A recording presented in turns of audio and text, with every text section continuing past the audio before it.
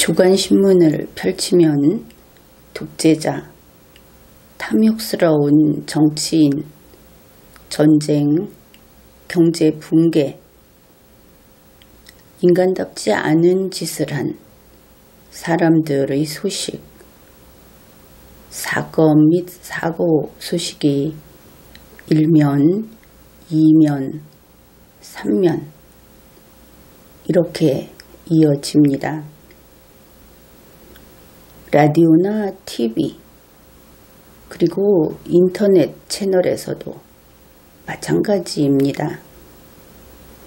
개인이 마이크를 잡고 있는 유튜브 채널의 경우에는 정보, 비판, 대안 제시를 하는 소수를 제외하고는 신문 방송보다 형이하학적인 내용이 그득합니다. 이처럼 뉴스는 정상적이고 기뻐할 만한 그런 소식보다는 그렇지 않은 소식을 전하는 경우가 많습니다. 물론 국가 위기 상태인 현재의 우리 형편으로는 그럴 수밖에 없다. 그런 생각도 듭니다. 그러다 보니 이것이 점점 더 나쁜 것에 익숙해져서 웬만한 나쁜 소식은 아예 뉴스로 취급되지 않는 그런 지경에까지 이르렀습니다. 그러니 참 걱정이 되는 것이죠. 이렇게 살다가는 우리 국민들이 진이 빠지고 말 것이다. 그리고 최소한 나름대로 그 자신의 생활을 유지해 오던 잘해오던 평이한 생활조차 삐걱거리게 될 것이다. 이런 걱정이 되는 겁니다. 그래서 이제 우리가 이런 이야기를 하는 것이죠. 이래서는 안 되겠다. 적어도 단 하루라도 숨을 돌리는 그런 시간을 가지기로 하자. 조금만 시야를 다른 곳으로 돌려보면은 바로 지금 이 순간 같은 하늘, 같은 땅 위에서 그 누군가는 웃고 있고 그 누군가는 노래를 부르고 있다. 그것을 기억하자 하는 겁니다. 우리도 그럴 수 있습니다. 우리는 아직 그럴 수 없을 정도로 나쁜 그런 상황은 아닌 겁니다. 죽을 것 같다. 죽어도 좋다.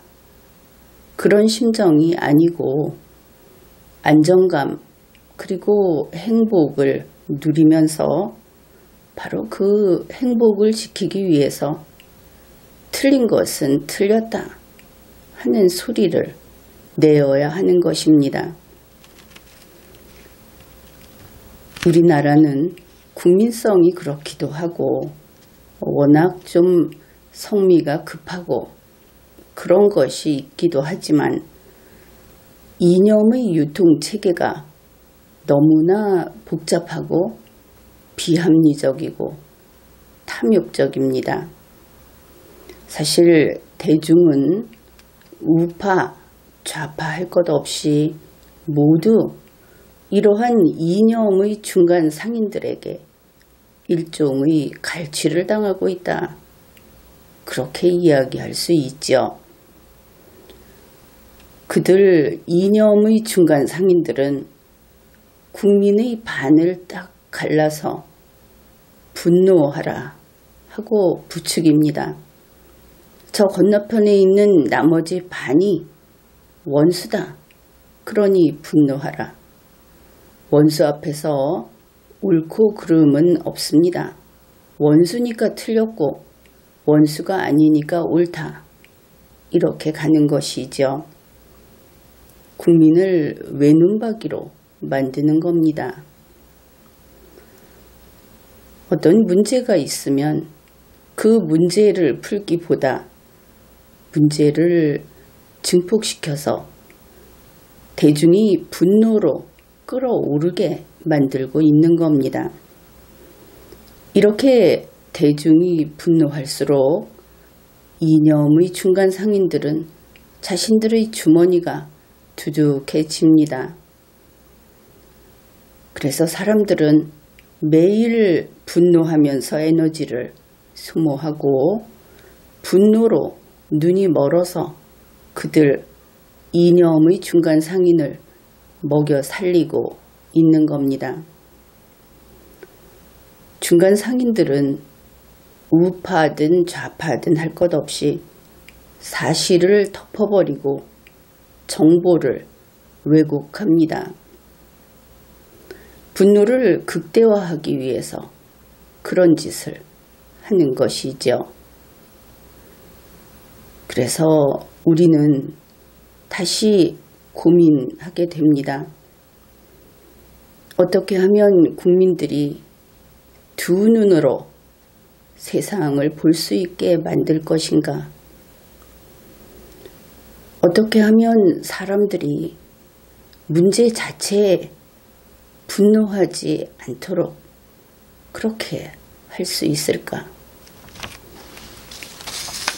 어떻든 우리 국민은 하나가 되어야 하고 분노하면서 삶을 소모하는 길에서 벗어나야만 하는 겁니다.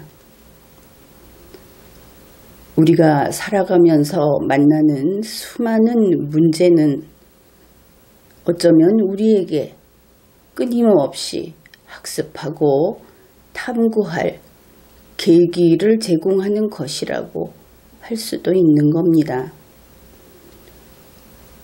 어떤 문제와 마주쳤을 때 첫 단계는 문제를 제대로 이해하는 것입니다.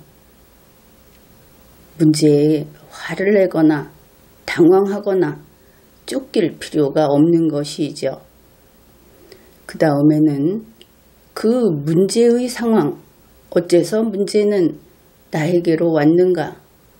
문제 너의 이야기를 들려달라. 그렇게 문제의 상황을 이해하려고 노력해야 하는 겁니다. 이렇게 학습하고 탐구하고 이해하게 되면 문제를 풀 수 있게 됩니다. 문제라는 것은 그의 멱살을 잡고 씨름을 할 그런 대상이 아니고 우선도선 이야기를 나누면서 풀어가야 할 그런 대상인 것이지요. 그러므로 오늘부터 우리는 9단계를 거쳐서 마지막 10단계째에 이르렀을 때 그때 분노하기로 합시다. 그러기 위해서는 논리적 두뇌를 성장시켜야 합니다. 그리고 우리는 매일 자신의 삶을 책임지고 설계하는 자기 운명 결정권을 행사하기로 합시다.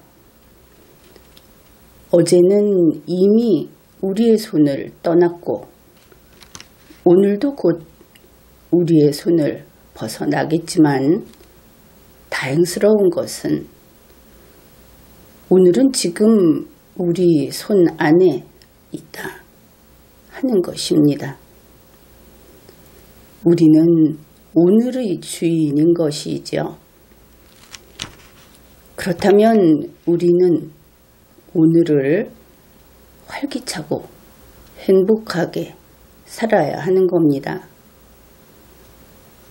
우리 자신은 어떤 환경에서도 반드시 행복해야 하는 것이죠.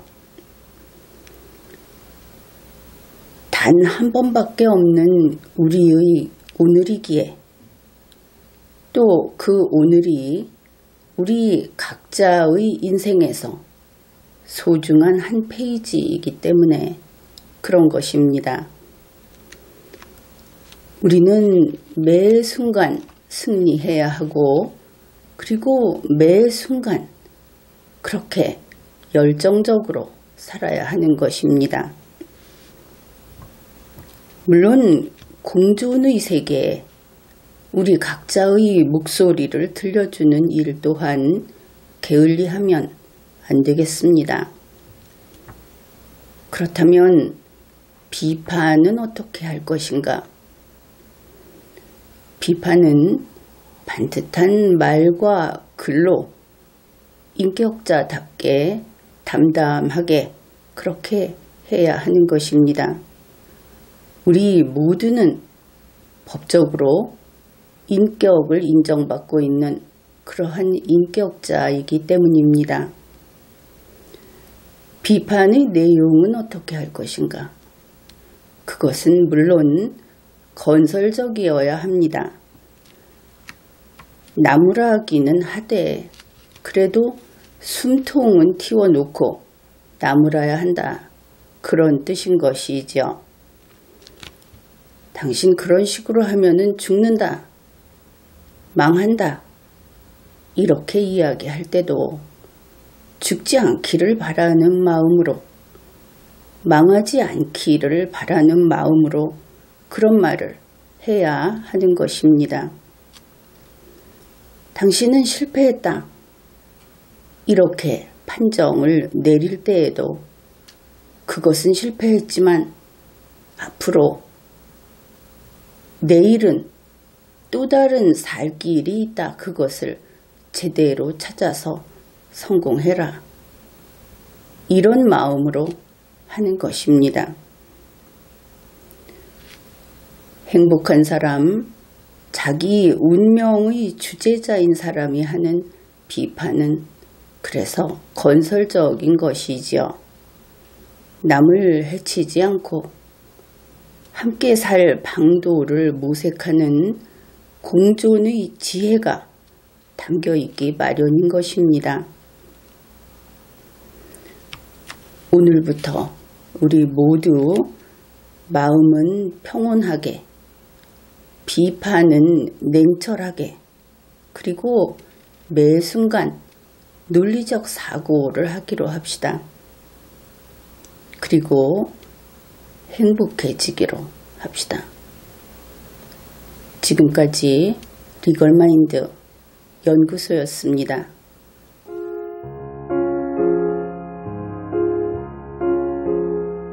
Guten Abend, gute Nacht, mit Rosen bedeckt, mit Näglein besteckt, schlupf unter die Deck, morgen früh, wenn Gott will, wirst du wieder geweckt.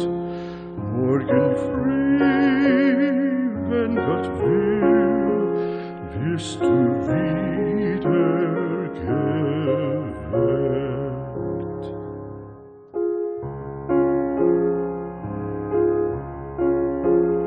Guten Abend, gute Nacht, von Englein bewacht, die zeigen im Traum dir Christkindleins Baum.